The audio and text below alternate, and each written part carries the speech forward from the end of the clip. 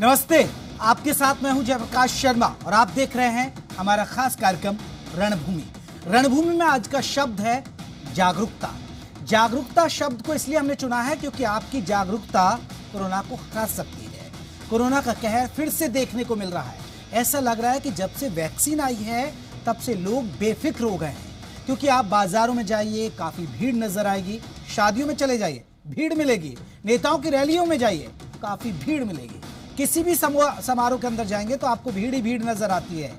अब लॉकडाउन नहीं है तो भीड़ तो होगी, मगर जो सबसे बड़ी बात देखने को मिल रही है, लोग इस भीड़ में बेफिक्र हैं। मास्क लगाना ही भूल गए हैं। 2 गज की दूरी की तो किसी को परवाह ही नहीं है, इसलिए केस बढ़ भी रहे हैं। हालात ये हो गए हैं कि देश में अब एक दिन में करीब 41,000 के पास आंकड़े आने लगे हैं कोरोना के। यानी जब पहले कोरोना का पीक समय होता था, इस तरह के आंकड़े सामने आते थे। पंजाब की बात करें तो पंजाब की स्थिति जानिए कि कई जिलों में नाइट कर्फ्यू तक लगाना पड़ गया है।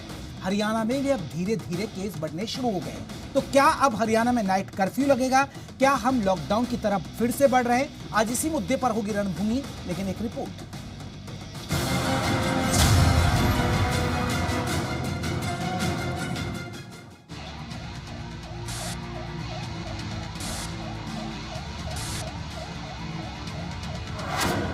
हरियाणा में बढ़ा कोरोना का कहर, लौट आई कोरोना की दूसरी लहर।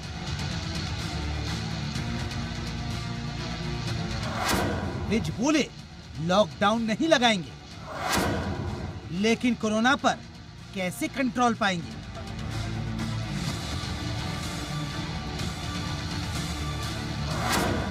सावधानी जरूरी, सख्ती मजबूरी। क्या हरियाणा में लगेगा लॉकडाउन? पंजाब में जहां कोरोना के केस लगातार बढ़ रहे हैं, तो पड़ोसी राज्य हरियाणा में भी अब धीरे धीरे कोरोना के केस आने लगे हैं। ऐसे में चर्चाएं जोर पकड़ने लगी हैं, क्या हरियाणा लॉकडाउन की तरफ बढ़ रहा है? हालांकि सरकार बढ़ते कोरोना के केस पर गंभीर हो गई है, लेकिन अभी राज्य में लॉकडाउन या नाइट कर्फ्यू लगाने पर विचार नहीं किया जा रहा है। और शुरुआती दौर में ही हम इसके ऊपर रोक लगाएंगे। जब मैं कहता हूँ रोक लगाएंगे, तो जो फार्मूले बाकी जगह पर अपनाए जा रहे हैं लॉकडाउन के, नाइट कर्फ्यू के, उनके लिए अभी हम सहमत नहीं हैं। हालांकि स्वास्थ्य विभाग सख्ती के मूड में है और इसके संकेत स्वास्थ्य मंत्री अनिल विज ने जिले के सभी डीसी, पुलिस अधिकारी और स्वास्थ्य विभाग के अधिकारियों की बैठक में दे दिए हैं। वीडियो कॉन्फ्रेंसिंग के जरिए हुई अहम बैठक में स्वास्थ्य मंत्री अनिल विज ने स्वास्थ्य विभाग के अधिकारियों, उपायुक्तों और पुलिस कप्तानों को प्रदेश में फिर से सख्ती बढ़ाने के निर्देश दिए हैं। इस बैठक में सीएम मनोहर लाल भी मौजूद रहे।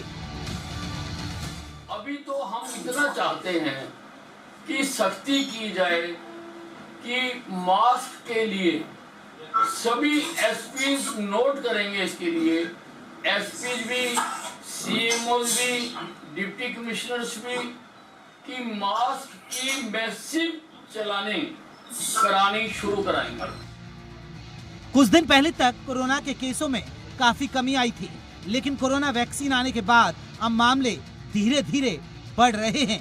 देश में पिछले 24 घंटे में 41,000 के करीब मरीज आए हैं, जबकि हरियाणा में एक दिन में 872 केस सामने आए हैं। गुरुग्राम, पंचकुला और करनाल जिले में तेजी के साथ मामले बढ़े हैं, जो वाकई में चिंता का विषय है। हालांकि कोरोना पर कंट्रोल पाना है तो सरकार को सख्ती बरतनी होगी, साथ ही लोगों को भी जागरूक होना पड़ेगा, क्योंकि अब वो बेफिक्र नजर आ रहे हैं। विनोद लांबा, जी मीडिया, चंडीगढ़। तो हम इसी पर चर्चा करेंगे, क्या लॉकडाउन की तरफ तो नहीं बढ़ रहे हम?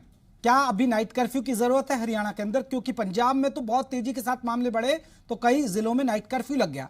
हरियाणा में हालांकि सरकार करी कि नाइट कर्फ्यू और लॉकडाउन की स्थिति है नहीं, लेकिन क्या देश बढ़ रहा है? पहले हम जल्दी से आपको हरियाणा के आंकड़े दिखाते हैं, फिर हमारे साथ मेहमान जुड़ गए, फिर हम उनसे चर्चा करेंगे। जल्दी जल्दी देखिए, गुरुग्राम 180 एक दिन के आंकड़े, पिछले 24 घंटे। पंचकुला, ये वो जिले हैं जो सबसे ज्यादा खतरनाक स्थिति बनी हुई है। पंचकुला 166, करनाल में 114, अंबाला में 88, कुरुक्षेत्र में 85 और यमुनानगर में 59 केस सामने आ चुके हैं। चलिए अगले जिलों का हाल दिखाते हैं। सोनीपत 29, पानीपत 23, हिसार के अंदर 19, कैथल जिले के अंदर 29, जींद जिले के अंदर 22 और रोहतक जिले के अंदर 7 केस। ये पिछले 24 घंटे का आंकड़ा दिखा रहे हैं हम आपको। सिरसा में 5, झज्जर में 3, फतेहाबाद 3, भिवानी में 1, महेंद्रगढ़ की बात करें तो एक भी केस नहीं, नूह के अंदर बात करें एक भी केस नहीं। इन जिलों में राहत की बात है, लेकिन जो बाकी जिले हैं, पलवल में देखिए कोई केस नहीं अभी तक, चरखी दादरी में पिछले 24 घंटे में कोई केस नहीं, गुरुग्राम और पंचकुला और करनाल और अंबाला यहां स्थिति भयानक। गुरुग्राम में 180, पंचकुला में 166, करनाल में 114 और 88 अंबाला के अंदर हैं। ये स्थिति थोड़ी सी भयानक नजर आती है क्योंकि फिर धीरे धीरे दिल्ली एनसीआर में, हालांकि अभी फरीदाबाद की बात करें तो वहां बहुत ज्यादा केस नहीं आए, वहां 34 के आसपास केस सामने आए, लेकिन इन जिलों में गुरुग्राम की जिस तरह हम जिक्र कर रहे हैं, पंचकुला की बात करें, करनाल की बात कर रहे हैं, अंबाला की बात कर रहे हैं, यहां स्थिति भयानक है। जब एक दिन में अगर गुरुग्राम के अंदर 180 आते हैं, पंचकुला के अंदर 166 आते हैं, करनाल के अंदर 114 आते हैं, तो स्थिति भयानक। हमारे साथ कई खास मेहमान हैं, अपने मेहमानों का मैं परिचय करा दूं। रमेन मालिक, प्रवक्ता बीजेपी, जितेंद्र चंदेलिया, प्रवक्ता कांग्रेस, डॉक्टर हरदीप सिंह है, सचिव है आईएमए के चंडीगढ़ से हमारे साथ जुड़े, प्रभजोत सिंह है, मिशन निदेशक है राष्ट्रीय स्वास्थ्य मिशन हरियाणा के। पहले प्रभजोत सिंह जी से मैं एक सवाल ले लेता हूं, फिर बाकी मेहमानों का रुख करूंगा। प्रभजोत जी, क्या लग रहा है सर, लॉकडाउन की तरफ बढ़ रहे हैं क्या हम? आपने सारी स्थिति बता दी है हरियाणा की, आपने सभी डिस्ट्रिक्ट का बता दिया है। माननीय मुख्यमंत्री जी ने, माननीय स्वास्थ्य मंत्री जी ने कल डिप्टी कमिश्नर्स और एसपी के साथ डिटेल में मीटिंग करी है जी। तो केसेस बढ़ रहे हैं, इसमें कोई शक नहीं है। पिछले लगभग 20-25 दिन से केसेस आर राइजिंग रेगुलरली, लेकिन हम सभी उस पर निगाह बनाए हुए हैं, हमारी तैयारी पूरी है। कल डिप्टी कमिश्नर्स को, एसपी को यही कहा गया है कि एक बार दोबारा से जो है सख्ती करनी पड़ेगी। आपके हर एक चौक चौराहे पे आपके पुलिस की और आपकी जो अन्य टीमें हैं, अर्बन लोकल बॉडीज की, पंचायत की, वो दिखनी चाहिए। लोगों को मास्क के लिए जो है प्रेरित करना है और अगर नहीं पहनते हैं तो उनका चालान भी करना है। तो और हमारी जो टेस्टिंग है, टेस्टिंग भी थोड़ी कम हुई थी कई जगह पे, उनको भी कहा गया डिप्टी कमिश्नर्स को और सीएमओस को कि अपनी टेस्टिंग जो है पर लाख पॉपुलेशन हमारी 2-3 जिलों में कम थी टेस्टिंग, तो उनको भी विज साहब ने कहा है कि उनकी टेस्टिंग भी बढ़ानी है। और हमारी टेस्टिंग जो है, हमारे पास 19 गवर्नमेंट लैब उपलब्ध हैं और 16 प्राइवेट लैब्स उपलब्ध हैं, जिनके रेट हमने फिक्स किए हुए हैं, 500 रुपए फिक्स किए हुए हैं। और गवर्नमेंट लैब में हमारे पास लगभग 35,000 टेस्ट हम एक दिन में कर सकते हैं, ये हमारे पास क्षमता उपलब्ध है आज के दिन। तो ठीक है, नहीं प्रभजोत जी, ये तो आप मानेंगे, आपने बताया कि क्या प्लानिंग हुई बैठक में और क्या आप करने जा रहे हैं, वो ठीक है, लेकिन आपको नहीं लग रहा लोग तो बेफिक्र हैं? आप जाइए बाजारों में, लोग बेफिक्र हैं, जागरूकता भूल गए हैं, 2 गज दूरी तो छोड़िए सर, अब तो मास्क लगाना ही भूल गए। ये आपको नहीं लग रहा है कि अब जो चीजें आप प्लानिंग कर रहे हैं, ये पहले से ही अगर कंटिन्यू चलती तो स्थिति अब आती नहीं? देखिए, जो केसेस बढ़ रहे हैं वो सिर्फ हरियाणा में नहीं बढ़ रहे हैं, वो पूरे हिंदुस्तान में बढ़ रहे हैं। और ये एक ऐसा ग्लोबल फिनोमिना सामने आया है जिसके लिए साइंटिस्ट जो है इसका एनालिसिस करने में जुटे हुए हैं कि क्यों एक साल बाद उसी टाइम पे जब पिछले साल जो है केसेस बढ़ने शुरू हुए थे, तो अब क्यों बढ़ रहे हैं। तो साइंटिस्ट उसका एनालिसिस कर रहे हैं, जो एपिडेमियोलॉजिस्ट है उसका एनालिसिस कर रहे हैं। हाँ, लेकिन केसेस बढ़ रहे हैं, इसमें कोई शक नहीं है। लेकिन मेरे सवाल सर यही है ना, नहीं लोग तो लापरवाह हैं, लेकिन सिस्टम भी हमारा थोड़ा सा लापरवाह हो गया, इसलिए फिर से ये कम बैक कर गया कोरोना। जैसे केसेस कम हुए तो जो है सभी जो हमारे लोग हैं, आप उसमें प्रशासनिक अधिकारी, जो हमारे पुलिस के अधिकारी हैं, तो उनको मैसेज दिया गया है दोबारा से कि अब केसेस बढ़ने शुरू हो गए हैं, तो उनको जो है बिल्कुल अपनी पोजीशन टाइट रखनी है। ये मैसेज दे दिया गया है माननीय मुख्यमंत्री जी के द्वारा, और मैं मानता हूं कि आगे आने वाले जिलों में आप इसका असर भी देख पाएंगे। सिंह साहब, आप हमारे माध्यम से लोगों से कुछ अपील करेंगे? खासकर हरियाणा के लोग आपको सुन रहे होंगे, तो क्या अपील करना चाहेंगे? एक आखिरी मैसेज आपके लिए। मैं यही अपील करना चाहूंगा कि कोरोना एक ऐसी वैश्विक बीमारी है जिसने पूरे विश्व को जकड़ा हुआ है और अभी तक इसने अपनी जगह ढीली नहीं करी है।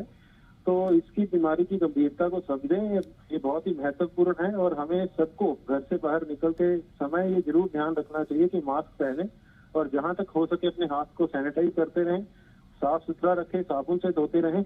जहां संभव हो सके हमें जो है बहुत दूरी बना के रखनी चाहिए, और घर पे आते ही हमें जो अपने कपड़े उतार करके और अच्छे से जो है साफ सुथरा रखना चाहिए अपने आप को, जितना हम क्लीन रहेंगे। और अगर फिर भी कहीं लगता है कि हमें कोरोना के लक्षण आ रहे हैं, तो तुरंत हमें 1075 पे कॉल करनी चाहिए या अपने पास से जो हमारे 19 लैब है वहां पे अपना टेस्ट कराना चाहिए। चलिए सर, शुक्रिया सिंह साहब हमसे बात करने के लिए।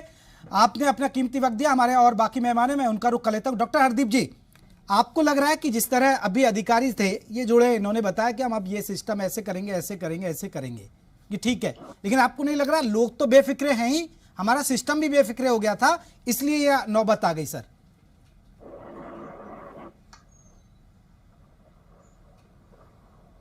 हरदीप जी, आप मेरा सवाल सुन पाए? सर जी आप प्लीज अपना सवाल रिपीट करेंगे कुछ? सर मेरा सवाल यही था कि अभी आपने देखे कि एक प्रशासन के एक बड़े अधिकारी हमारे साथ जुड़े, वो कह रहे थे कि हम ये करने जा रहे हैं। आपको नहीं लग रहा कि अगर हम पहले ही सिस्टम को पहले की तरह दुरुस्त रखते तो ये नौबत नहीं आती? लोग तो हालांकि जागरूकता भूल ही गए, लोग तो छोड़ ही रहे, अब छोड़िए, लेकिन हमारा सिस्टम भी लापरवाह हो गया था। जी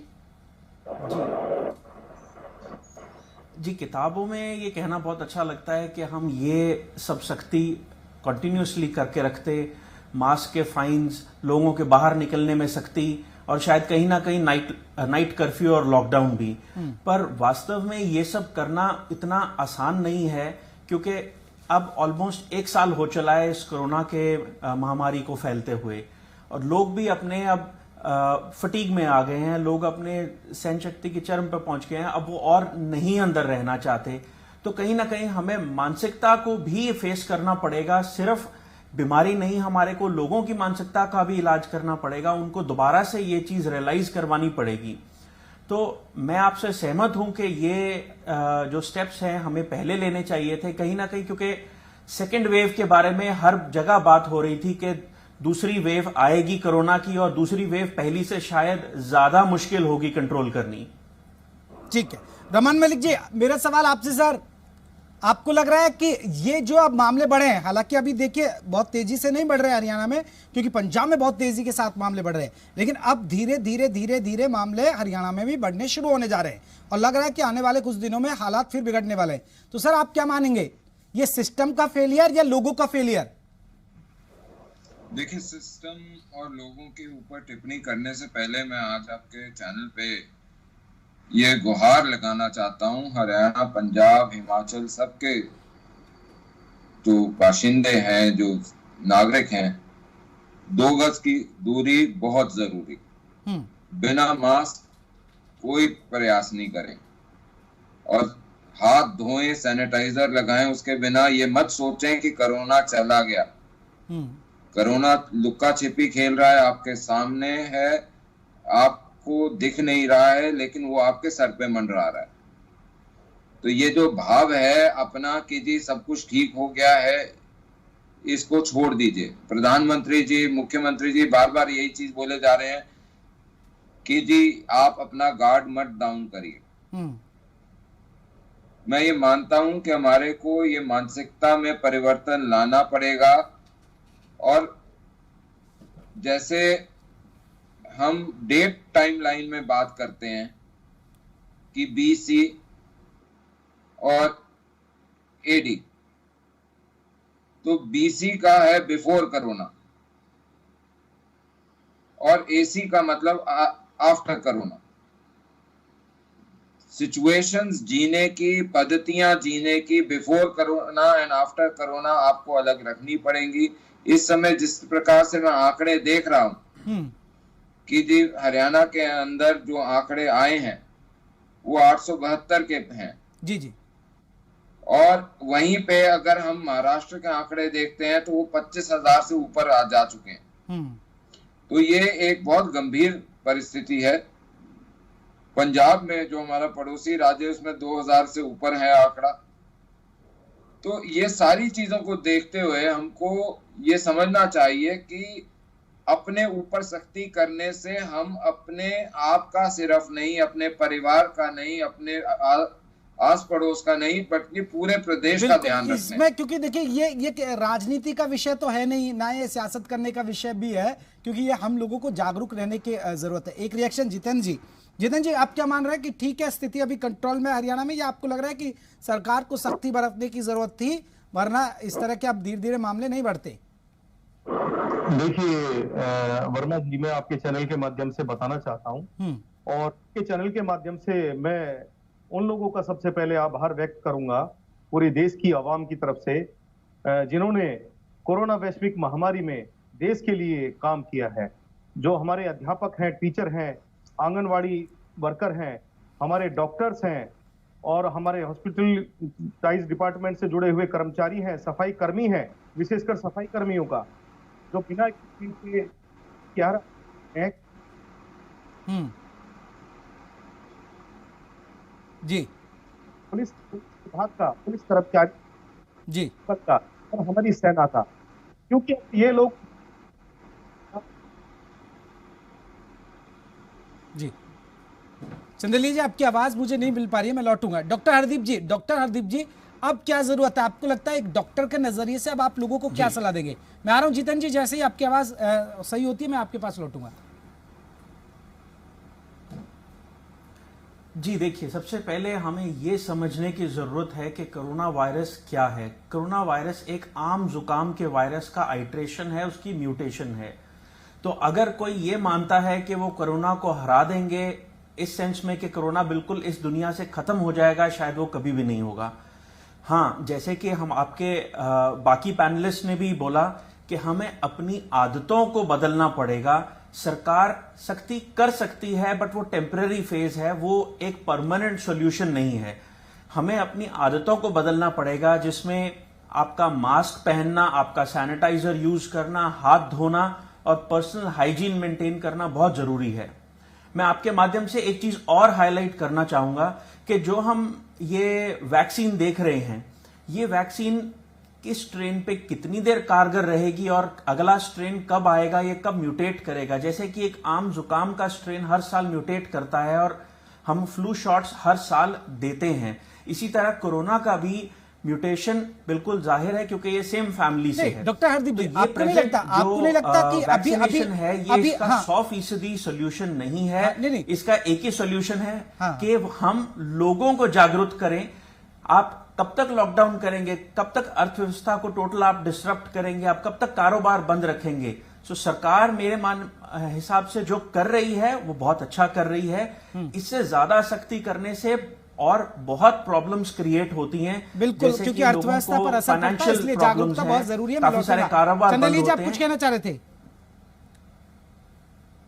माध्यम से पूरी देश की आवाम को, खासकर केंद्र और हरियाणा प्रदेश के अंदर भाजपा जसपा की डबल इंजन की सरकार को, कि हमें सबसे पहले उन कोरोना के टाइम में उन वीरों का, हमें उन कर्मचारियों का, उन विभागों का, उन लोगों का जो कोरोना योद्धा के रूप में जिन्होंने काम किया, उनका धन्यवाद और आभार हमें प्रकट करना चाहिए। हम टीचरों की बात करते हैं, अध्यापकों की बात करते हैं, आंगनवाड़ी आशा वर्कर्स की बात करते हैं, हम डॉक्टरों की बात करते हैं और हॉस्पिटलाइज डिपार्टमेंट से जुड़े हर व्यक्ति, हर कर्मचारी की हम बात करते हैं और विशेषकर सफाई कर्मी की बात करते हैं। जो सफाई कर्मी बिना इक्विपमेंट के हरियाणा प्रदेश और चंदेलिया जी, उनका सम्मान तो हो गया, उनकी ठीक है, वो वाकई में बहुत अच्छा कर रहे हैं। आपकी स्थिति से कैसे निपटे आप बताइए ना। विपक्ष में बैठे आप कोई सलाह देंगे, मशवरा देंगे? आपको लगता है कि लॉकडाउन जरूरत है, नाइट कर्फ्यू लगा दीजिए, कुछ सलाह देंगे सर आप? बात का भैया मैं जवाब जब दे पाऊंगा, जब पूरा करने देंगे आप मुझे। आप बीच में बोल जाते हैं, ये आपकी प्रॉब्लम है।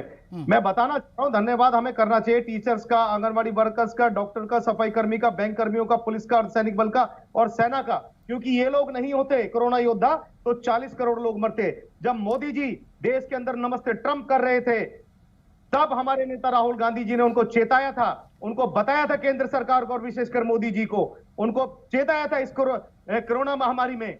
उनको बताया था कि कितना विकराल रूप ये कोरोना महामारी विश्व के अंदर ले रही है, भारत देश के अंदर ये किस तरीके से इसके हमें दुर्गामी परिणाम भुगतने पड़ेंगे और वो हमें भुगतने पड़े। अगर ये लोग नहीं होते, जिन लोगों का, जिन विभागों का, जिन कर्मचारियों का हमने और सेना का, टीचरों का, जिन लोगों का मैंने नाम लिया, कोरोना योद्धा ये नहीं होते तो 40 करोड़ लोग कम से कम इस देश में मारे जाते कोरोना महामारी में। तो हमें उनका धन्यवाद करना चाहिए और WHO की जो गाइडलाइंस है उनका हमें पालन करना चाहिए। और कोरोना के मामले में कोई भी राजनीति कांग्रेस पार्टी नहीं करना चाहती, क्योंकि कांग्रेस का उद्देश्य मानवता का पालन करना है। और सर आप भी तो कह रहे हैं ना चंदेलिया जी कि वो मोदी जी नमस्ते ट्रंप कर रहे थे। जी, सच्चाई सत्य को सत्य कहना वेदों के अनुकूल है, भय के कारण झूठ बोलना ये मामूल है, सत्यता है।